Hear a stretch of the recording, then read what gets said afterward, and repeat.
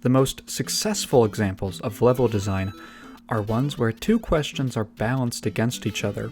What do I want this level to be? And what is the fun part of the game?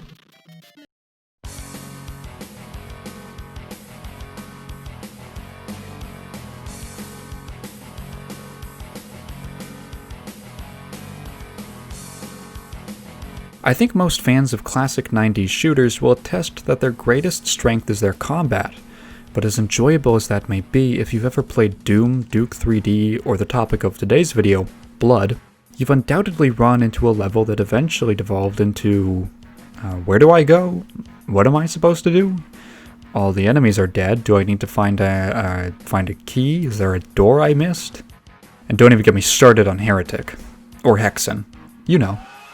But maybe the fun part of the game isn't apparent until after it's done. So, what happens when a game with excellent combat comes out, but suffers from some of that "what do I do?" problem?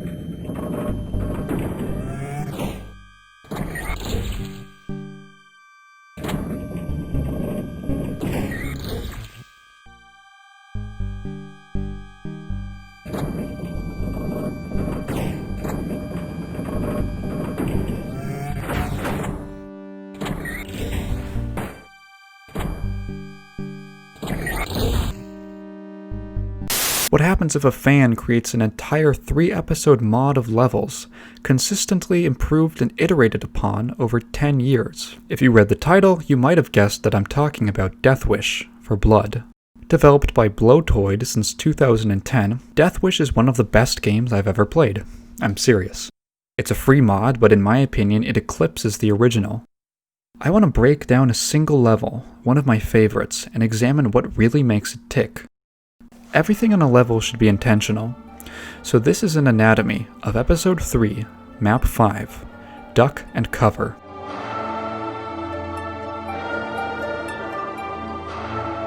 Because every level should be tuned to be completed with a pitchfork start, that is, with no weapons, I'll walk through it as such. I'm also playing on Lightly Broiled, the game's normal difficulty. If you want to know what it's like on Well Done, the hard mode, just imagine that everything I go over is the same, except there's more, and it kills you faster. Duck and Cover takes you to about 9 different locations, which I've labeled the boat, beach, streets 1 and 2, the museum, the corner, the apartment, and the minefield. Sailing, sailing over the bounding main. I have a bad feeling about this.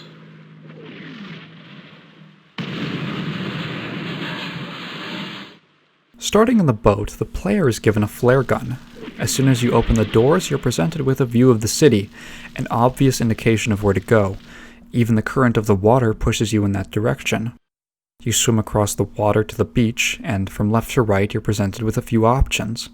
There's a green cultist atop a small tower, suggesting that it's possible to get up there yourself. He isn't throwing dynamite, so it's not too hard to get up there with some platforming, where your curiosity is rewarded with a body armor power-up. In the center you have the main entrance, and to the right, a Tommy gun. Picking up the Tommy gun alerts the 2 hellhounds hidden behind the barrier. You can lure them to the water to kill them easily in lieu of ammo or weapons that are better at taking them out, but there's also 3 proximity mines placed between the Tommy gun and the entrance. You can lure the hellhounds into those and blow them up. Already you're being given ways to interact with the enemies outside of just your regular weapons. It's important to note what weapons you are given at this point. The flares in the Tommy gun give less burst damage to your arsenal and force you to rely on sneakier long-range shots. Finally, you pick up a tome that gives you a hint about an objective later in the level having to do with a painting in the museum. At this point you have a very clear path forward that's funneling you towards progress. On Street 1 there's a Tommy gunner placed right around the corner. Most of the other enemies are just out of sight, so he can be dispatched with flares or a Tommy gun. A window overhead contains a shotgunner and a green cultist. Green cultists rapidly throw dynamite, but it has a time to explode, so they can be ignored for a second while you rush down the shotgunner, whose hit-skin attacks will start doing damage much faster.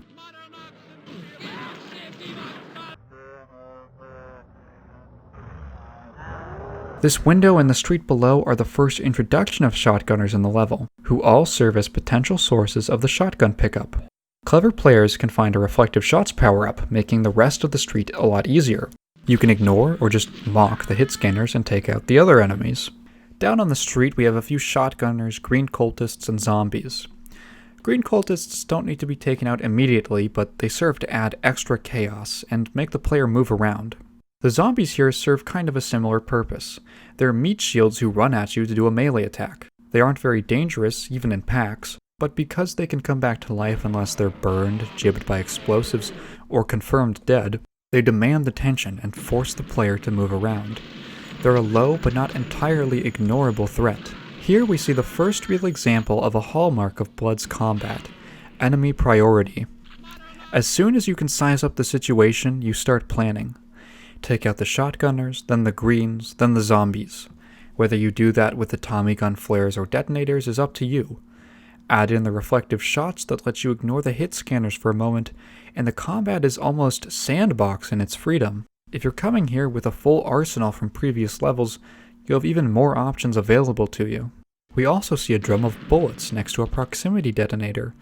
A reward with a clearly precarious hazard, but it can be disabled pretty easily. A common theme here is that every challenge has an approximate reward. Because enemies can drop ammo or health, killing them doesn't just remove the threat, but it helps the player. And different enemy types open up possibilities for picking up weapons that aren't specifically placed in the level. Now that the enemies are killed, the first fork in the road is presented to the player. To the left, the building with the skull key. A shotgunner is hiding here to draw attention to the fact that you can actually go inside. To the right, Street 2. The skull key itself is easy to find, it's just at the end of a hallway, but picking it up triggers a door to open at the other end that lets out a zombie. Inside that room there's a bloated butcher, whose ranged attacks aren't too hard to avoid, but he has a lot of health. Killing him will net you with easy access to a box of TNT. This whole scenario is a microcosm of something that Blowtoid will do again in this level and throughout the mod. Large combat encounters followed by incremental rewards guarded by appropriate threats. There's always something happening, and you are always rewarded for your ability to deal with the situations thrown at you. To drive this home, 2 green cultists are also spawned by picking up the key. They aren't too big of a threat, but they give you something to do once you hop out of the building. On Street 2, you see a horde of zombies with a little bit of distance in between you. There's no other enemies to contend with at this point. You'll also see this red box that's beeping between you and the zombies. You might take the hint that this is some kind of explosive, but even if you don't, the zombies are here to demonstrate what they do. These reappear again at the end of the level, but recolored to be these difficult-to-see gray mines. They're red here so that you remember the concept for when it reappears later. 3 paths are now displayed to the player. To the left, an alcove, something forward that we can't quite make out, and a door locked behind a spider key we don't have yet. The closest route you can actually take is the alcove to the left, where you can see a shotgunner. There's many ways to deal with him. TNT, the shotgun you probably picked up in the first street, the Tommy gun, etc. This rewards you with the doctor's bag, the game's portable medkit, and an invaluable item, as well as a tome that tells you that there is a minefield somewhere and contains a hint about the next level. As a side note, Deathwish rewards you for checking breakable items a lot more than the original game. Just outside the corner, there's a radio you need a moon key to use and a tome telling you that it can call in an airstrike. The level has given you multiple paths. They aren't necessarily dead ends because they always present you with a future goal, and the process of elimination always leads you to progress. Even if the player goes down Street 2 first, they will eventually find the obviously labeled skull switch and have no other option but to check the other path in the building, where they will again get a reward for exploration. Down the forward path, there's an elevator that isn't working and a door to the right with some kind of maintenance room. Opening the door greets you with a shotgunner, and just inside there's another one who's set to be crawling so that he isn't visible from the outside. This is a devious little bit, but it sets the tone. Deathwish, and Blood in general, wants you to feel like there could be danger around every corner, and to be always on alert. Flipping the skull switch reactivates the elevator and takes us up to the largest area in the level, the museum.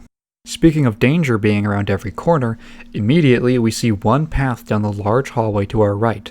The absence of any enemies implies an ambush, and sure enough, there's a shotgunner hiding behind a desk who pops up as soon as you walk too far. Chucking TNT or shooting your Tommy gun are the only real ways to deal with him at this distance, but it also alerts the 2 or 3 other Tommy gunners at the end of the hall. Now you're in kind of a precarious situation.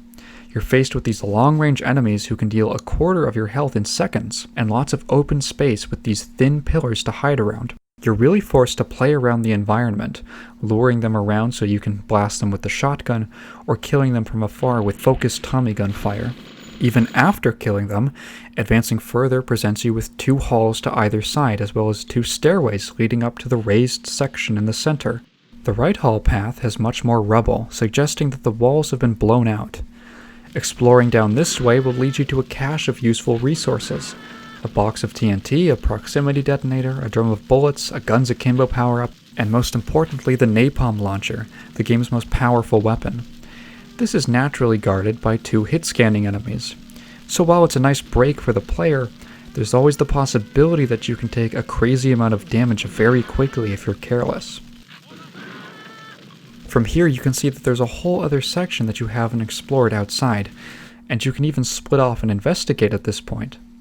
But for the sake of this analysis, let's comb through the rest of the museum. Choosing to head back inside, you might be drawn up the steps, where a Tommy gunner lies in wait. The long distances in the area force you to lean on your own Tommy gun and crouching to take him out safely. You now have 3 additional paths open to you.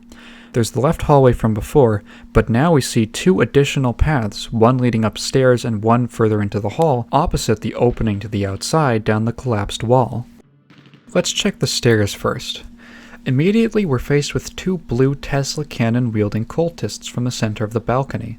The Tesla cannon does a ton of damage, so that, as well as the Hellhound that starts charging at us, immediately starts sending us back down the stairs. Once they're dispatched, you can draw a second Hellhound out and fight it one-on-one.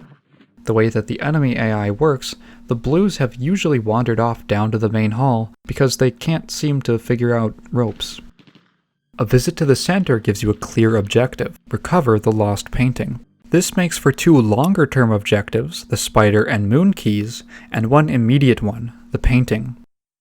Looking down to the main hall, you can terrorize the enemies with dynamite, Tommy guns, or flares. Being able to kill enemies using the environment to your advantage, especially with the tools offered by Blood's weapons, just feels great.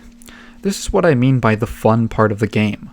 It's helped by excellent sound design, the effect of explosions in the build engine, and the feedback you get from damaging enemies, whether it be fountains of blood, them lighting a blaze, or bursting into lots of little jibs. It's worth noting that if you went to the floor of the main hall first, you would have made this whole section a lot more difficult, as you'd be faced with all of the fire coming from the balcony. So in this way, Bloatoid is really stressing your decision making, not just in how you choose to approach the combat, but in what order you approach it. Rounding the balcony brings us down to the main hall, which splits off into yet more paths, 1 back to the entrance hall, and 2 to a lower level on either side. These are guarded by shotgunners, but they aren't usually too big of a deal, because the distance you're placed at means you can stun them with the Tommy gun. The same idea is applied on the lower level, where you can deal with at least one of the shotgunners at the center of the hall without alerting the other. The player is naturally drawn to the center by the shape of the hallway, where they're presented with a voodoo doll behind glass. The voodoo doll is a long-range weapon that's useful for locking hit-scanning enemies into pain states, so its inclusion here, a level with a lot of long stretches, is a boon to the player. Collecting it triggers the wall to drop down behind it, locking you in with a single crawling hand. The hand is an annoying but low-threat enemy, so the fanfare of its spawning in is actually kind of funny. Killing it immediately triggers the actual trap, though. 4 zombies rising up from the ground. Oh, that wasn't enough?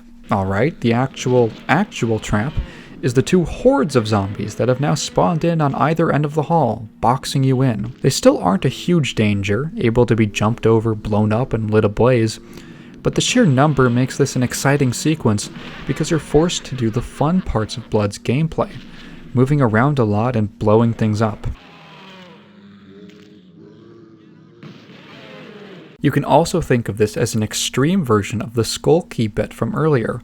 There's never a reward without a struggle, but whether the struggle comes before or after the reward is how the level surprises the player. The lower level loops right back around to the main hall, so you end up right around where you started. Now with all of your other options exhausted, and the new goal to find the painting, you can finally choose to scale down the wrecked building that's fallen into the museum, into the last big firefight of the level, the corner. Right away, there's 4 green cultists atop a building who get obliterated by an airstrike. There's zombies running around attacking civilians, explosions happening, gargoyles flying. It's total chaos.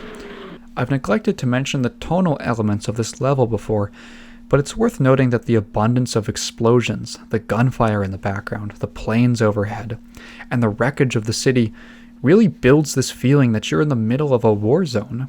The identity of the level in these aesthetics is just as important as the design. Now, even if the entire map was just blank developer textures, it would still be good, but it's the atmosphere that really pushes it over the edge and makes it so memorable. This is where Duck and Cover really nails that first question. You're always on your guard because it feels like a bomb could drop on top of your head at any second. There's a lot to talk about here. The red boxes come back, and again you can pull a horde of zombies from around the corner to blow up on top of it. There's 2 gargoyles also around the corner, along with a potpourri of cultists. A third gargoyle hides in a wrecked building just out of sight where it can catch you off guard. They fly around, they're a lot faster, and their melee attack does high damage. In effect, you can think of them as really souped up zombies. So they actually become the first priority as soon as you enter the corner. At the other end, there's a group of cultists, brown shotgunners, green dynamite chuckers, and the blue Tesla cannon wielders. With everything going on, the level doesn't actually throw any long-range hit scanners at you.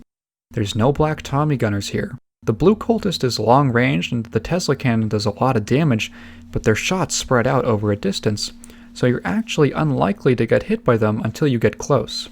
This incentivizes you to use your tools like the explosives and napalm. A curious player might check out the alleyway between the buildings on the left. Following the path around the buildings will reward the player with more napalm and a shortcut to get closer to where the main group of cultists are holed up. There's also a group of 3 more shotgunners here who will punish you for brazenly turning a corner. As a reward for taking them out, there's a few boxes of TNT waiting for you. Because TNT is such a powerful and versatile weapon, getting it always feels great because now the player has the sense that they're more capable. The door to the side leads to a small room with the painting and a butcher. The butcher's projectiles make it seem like it's better to lure him out to fight him, but there's an explosive barrel behind him. A first-time player won't know that unless they discover it accidentally, but because it opens up the side of the building, a returning player can use it to, in one fell swoop, kill the butcher, grab the painting, pick up some weapons, and already be heading in the right direction.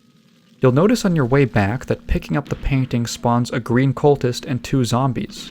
The level has a bit of an inward spiral shape, and at this point we're the furthest into the spiral. Now there's nothing left to do but turn back. This is a common trick in Death Wish that hammers in the earlier point from Street 1 about pacing. You show the player an objective early on, putting it in their mind to return to later. This technically builds in an element of backtracking, but Blowtoid makes it not feel like backtracking by keeping a steady stream of lighter challenges on your return trip. You're never just walking back to an earlier point without anything else happening. At least not for very long. Back in the museum, you return the painting and grab the spider key. Note that from some of these windows you can actually see the minefield, which is the last section of the level and has already been foreshadowed by the red boxes and the tome pickups. On your way out, an explosion rocks the entrance hall, blowing open a wall to reveal the corner. This is the first example in this level of something Death Wish in general does very well, making the levels feel connected, not just to each other, but within them. With how large they can be, it's easy to lose track of where every location fits into the greater map, but moments and shortcuts like this really lend a sense of life to the world. It isn't just a series of encounters in a straight line, it's a real space where the individual pieces exist together in a cohesive way. And down the elevator, another explosion destroys a previously impassable wall, revealing not only another horde of zombies to help the backtracking problem, but also another path back to the corner, the other side of which was actually visible from that area. An airstrike leads your attention to the apartment, where you can finally unlock that spider door. Besides the beginning of the level in the boat, this is the most compact location. The airstrike has left the inside of the ground floor on fire, with a hellhound in wait. And if you were lucky earlier, you picked up a Tesla cannon from a blue cultist, and won't have too much trouble with the doggy. Hey, look at that! The explosion also opened up a shortcut to the beach. Despite the fact that these locations are so close to each other, the shortcuts between them aren't opened up until the later half of the level. The player never feels overwhelmed by options, and they're really allowed to progress organically. Hopping through a broken window brings you to a zombie who provides another light challenge just to keep the tempo up, and you're faced with an elevator that requires a dagger key. Not to worry, because looking to the right finds you the maintenance elevator that leads down to a bunker.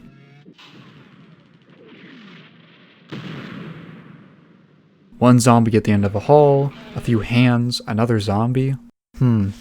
After the fight at the corner, the level seems to be easing up a little, focusing more on these smaller encounters after the several big firefights. Pacing doesn't just mean constant adrenaline-pumping action, it's also knowing when to ease off and create these natural ebbs and flows. There's just one green cultist placed at the back of the room to top off your exploration of the bunker, which leads to another cool set piece as you grab the dagger key, initiating a self-destruct sequence with 2 zombies just to cause you stress. Remember that tone from earlier.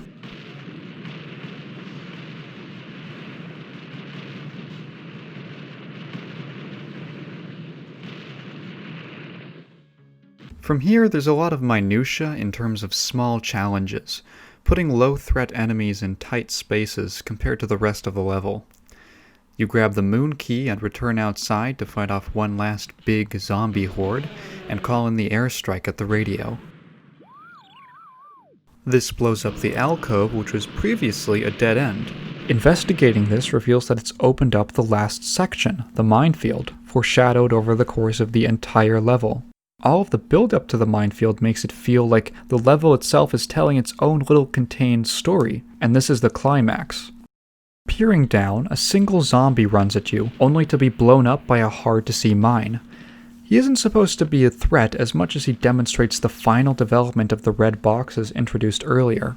This is a much more methodical section. There are mines all over which can be set off with explosives in the Tommy gun, and waves of zombies are released from the cave at the other end. They can be led into the mines to clear a path. The idea of this section is cool, but it's easy to mess it up. This would be a lot more tedious had it come right after the museum or the corner, for instance. But Blowtoid very intentionally slows down the pace and brings the scale down with the apartment section, while still managing to have a memorable set piece there.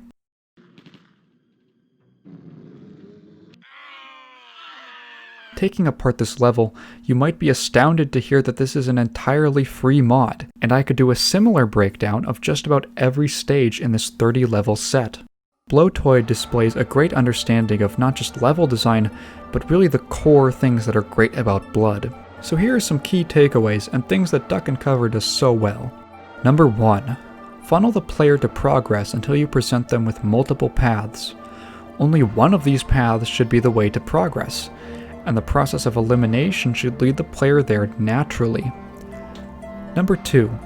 Think about the tools that the player should have at any given point. Your challenges should force them to use all of those, not necessarily at once, but over the course of the experience. Number 3. Every reward should have an appropriate challenge paired with it.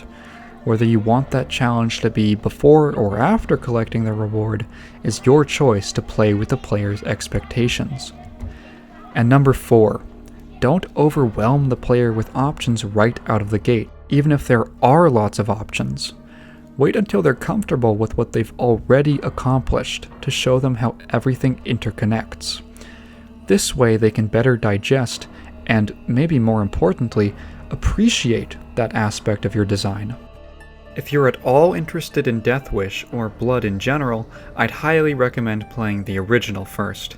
I have a full-length article about it on my website, and it's available through several source ports as well as an official re-release by the good people at Night Dive. The Steam version even comes with a simple feature to play mods like this.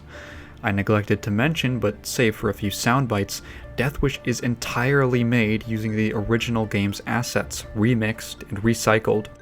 So experiencing that before the mod will give you the perspective to really appreciate what Blowtoid has done. The mod's page will be linked in the description, and there's even a 4th episode in the works, so show some love to Blowtoid for his 10 years of service. Keep playing games.